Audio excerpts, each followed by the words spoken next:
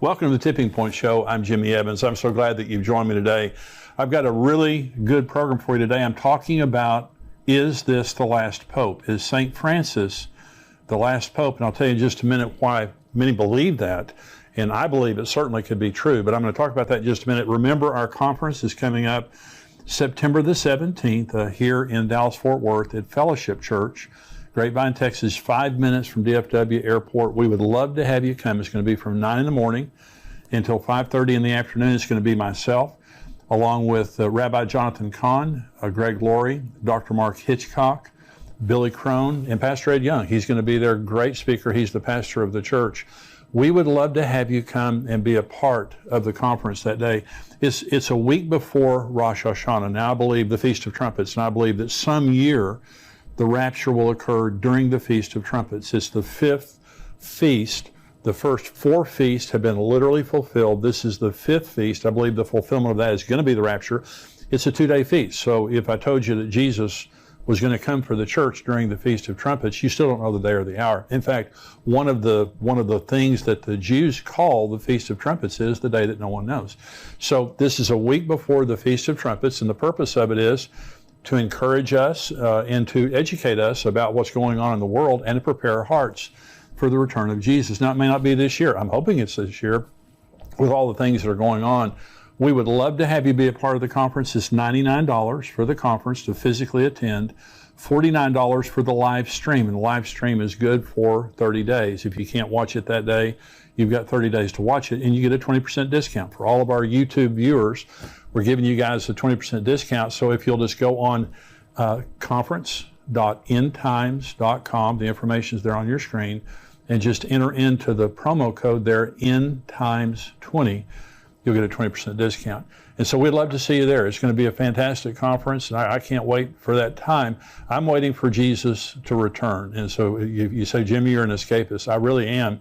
Jesus said, pray that you may be counted worthy to escape all these things and to stand before the Son of Man. We're going to occupy until Jesus comes, but I'm praying that Jesus comes very soon. And with all the signs of the times that are happening, and I'm talking about on the program today, I really do believe that Jesus is coming very soon. So we would love to see you at the conference on September 17th right here in Dallas-Fort Worth area. And on the website there, when you go to conference.endtimes.com, we have hotel information, airline information, all that kind of stuff is right there on the site.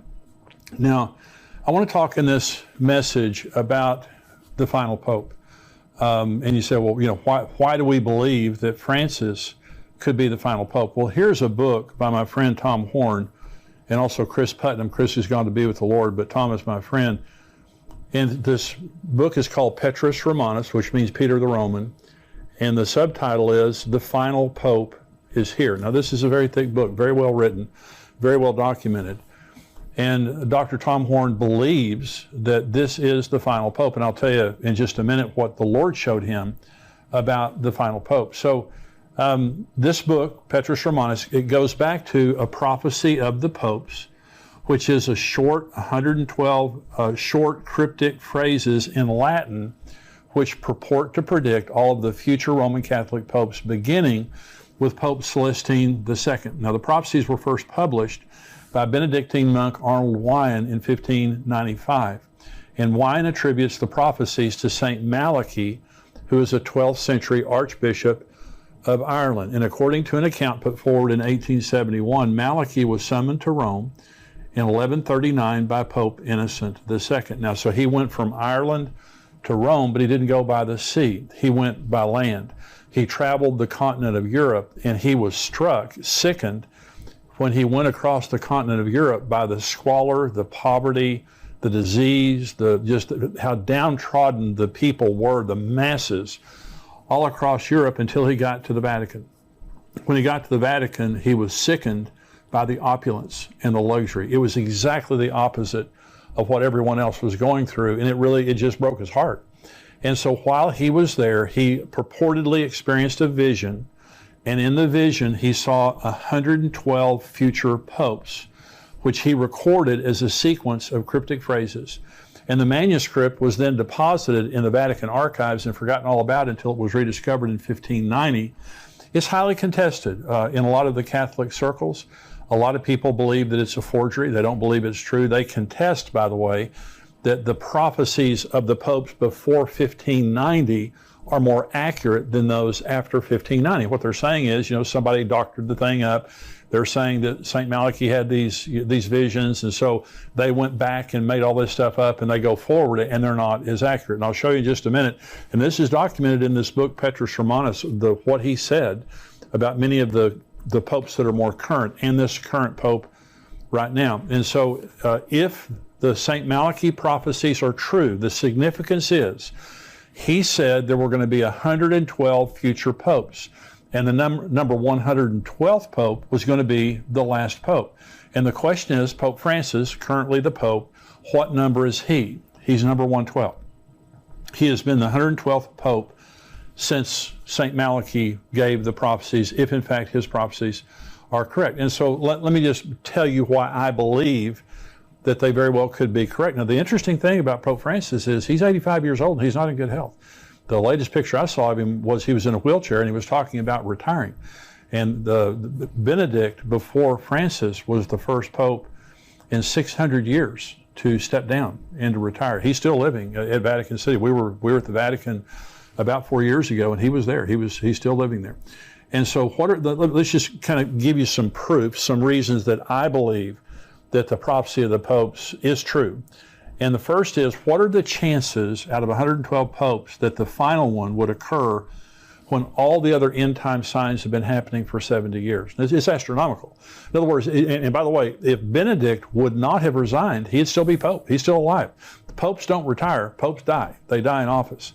And so Benedict retired, giving Francis the opportunity to step in and be the 112th pope. So remember, Israel's 74 years old. Okay, and the Pope now is 85 years old. Here's what Jesus said. Learn this parable from the fig tree. When its branch has already become tender and put forth leaves, you know that summer is near. So you also, when you see all these things, know that it is near at the doors.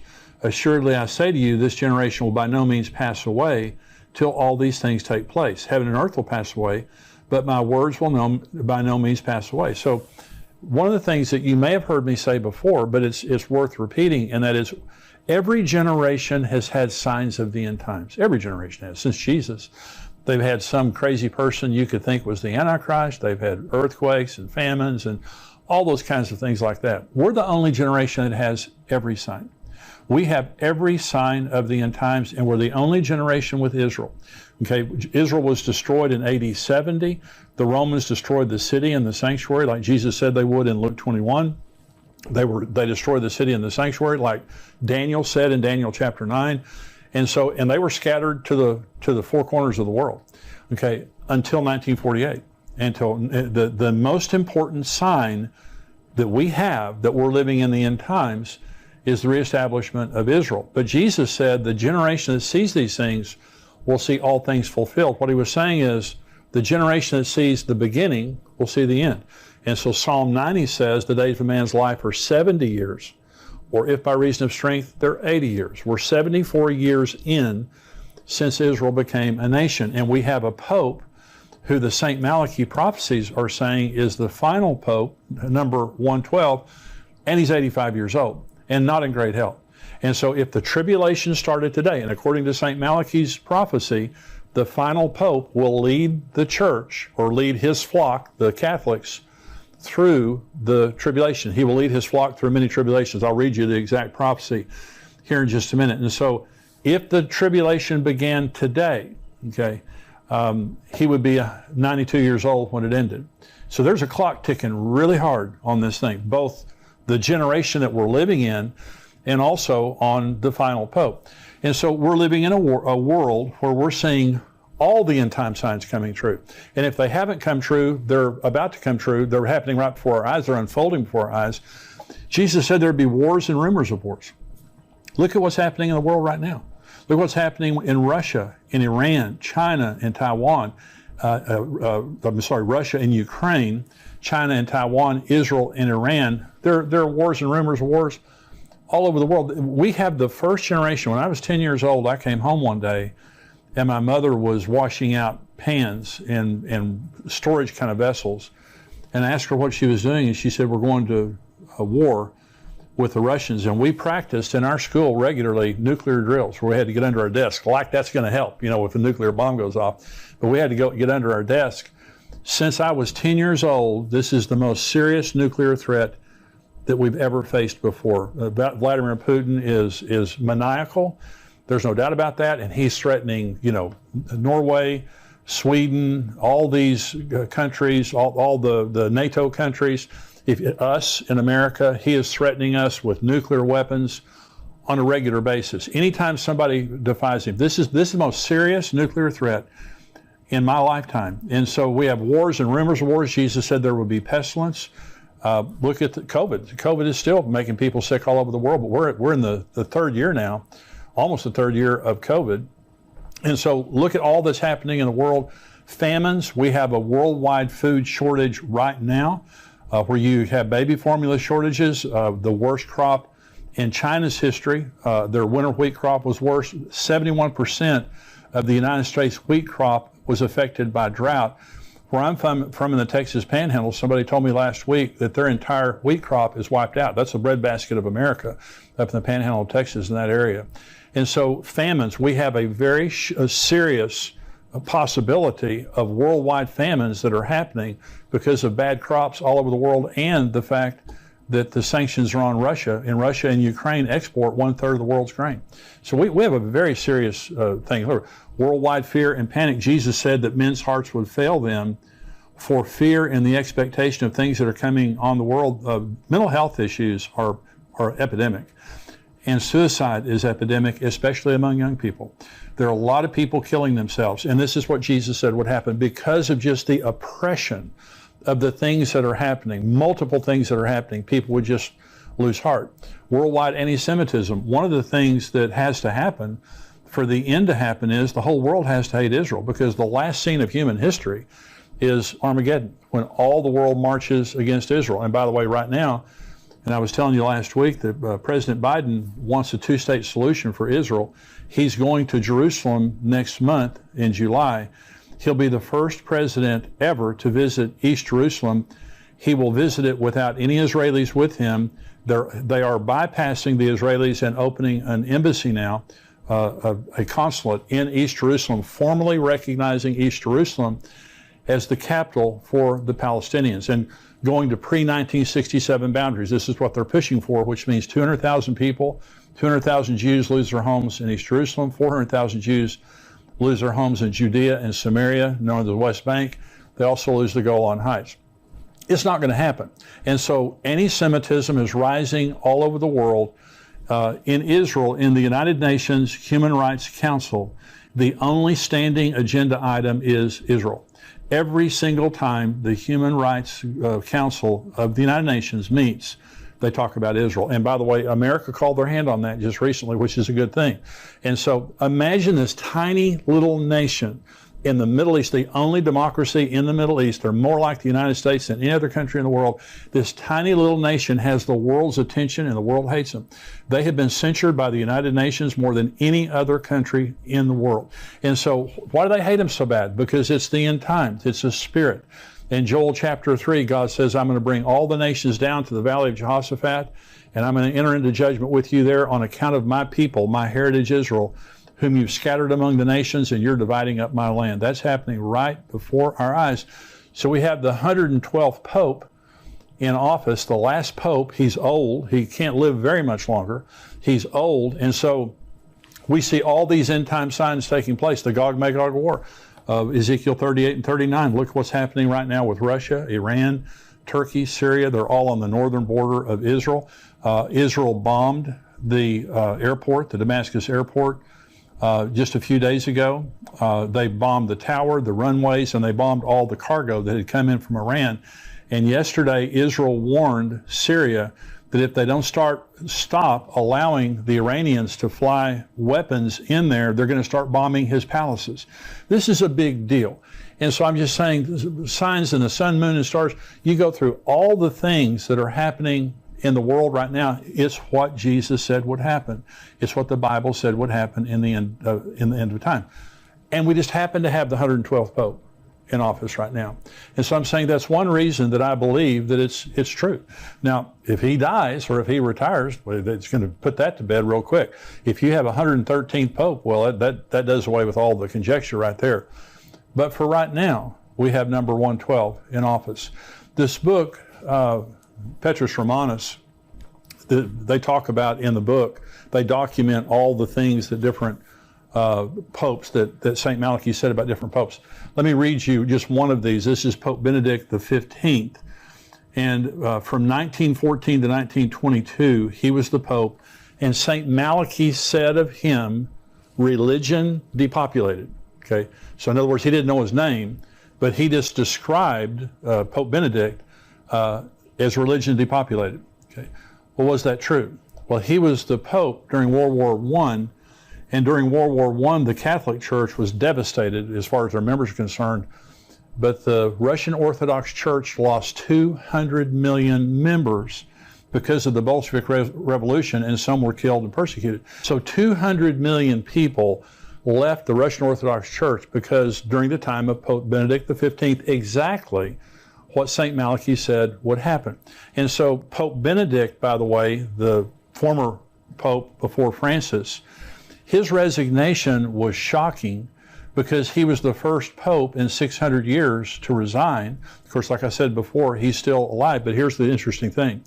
Tom Horn saw in a vision, the Lord gave him a vision that Pope Benedict was going to resign in April of 2012. He said it publicly, that he was going to resign. Okay, well, it hadn't happened in 600 years, so it sounded kind of crazy. Well, so 2012 came and went, April 2012 came and went, and then the following year, in 2013, the Vatican announced that Pope Benedict was resigning. And then they gave an interview to the New York Times, and in the New York Times, they said he had actually resigned in April of 2012, and they were just now making it public. So why would the Lord show Tom Horn? Now, he's my friend, and you can see this on YouTube. Why would the Lord show Tom Horn that the Pope, Benedict, was going to resign? It's because I believe it validates, again, what they wrote in the book. I believe that this is the 112th Pope, and I believe that, you know, many things are now let me say one thing. Anytime something is extra biblical, which means if I'm talking about Bible prophecy, something that's clearly in the Bible, I'm going to be very strong about it. I'm not strong about extra biblical stuff. And so I'm not saying, you know, you have to believe this or else. You know, I'm just saying it's another thing out there that gets me to believe that God is up to something and we're living in the end of the end times. The reference to St. Francis, let me just talk about him specifically. So here's what St. Malachy said about the 112th Pope, and this is right now Francis. This is a quote. In the final persecution of the Holy Roman Church, there will sit Peter the Roman, who will pasture his sheep in many tribulations. And when these things are finished, the city of 7 hills will be destroyed, and the dreadful judge will judge his people. The end. That's it. Of all of his cryptic phrases for 112 popes, that's what he wrote about Francis, 112th Pope. And so right now, he's saying that this Pope is going to lead his flock through many tribulations. And then the city of 7 hills will be destroyed. That's Rome. Rome is the city of 7 hills. Rome will be destroyed. Okay, and many people believe now that the Pope is the false prophet. Some people believe the Pope is the Antichrist. But they believe now that the Vatican City, Rome, will be a place of judgment when Jesus returns, judging the false prophet, the Antichrist, those kinds of things. So is it true? In other words, is it true that this is the 112th Pope and he's going to be, the false prophet and lead his flock through many tribulations? We'll see. Now, by the way, when it says Peter the Roman, in this Petrus Romanus means Peter the Roman, and St. Malachy used the name Peter the Roman. So is that his name? Well, Pope Francis' real name is Jorge Mario Bergoglio. And so, but why would he be called Peter the Roman? Well, remember, his name as a pope is St. Francis, or Pope Francis. And he gets that from St. Francis of Assisi. And St. Francis of Assisi's real name was Giovanni di Pietro, that's Peter, di Bernardone. That was his real name. He was Italian, he was Roman. His name can literally be translated Peter the Roman. So it's all these things are interesting. And so do I believe it's true? Based on what I know, I believe it's true. And again, I want to say it's extra biblical, so I'm not being dogmatic about it. But I believe it's very interesting that back in the 13th century, that we had a Archbishop of Ireland who was sickened as he went through Europe and saw the squalor and also the opulence of the Vatican.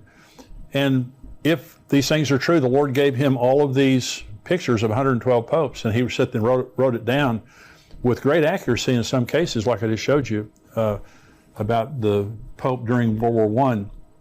And now we have the 112th Pope sitting at the Vatican, old, and we'll see. And I believe, and I've said this before, I don't believe we're living in the end times. I believe we're living at the end of the end times.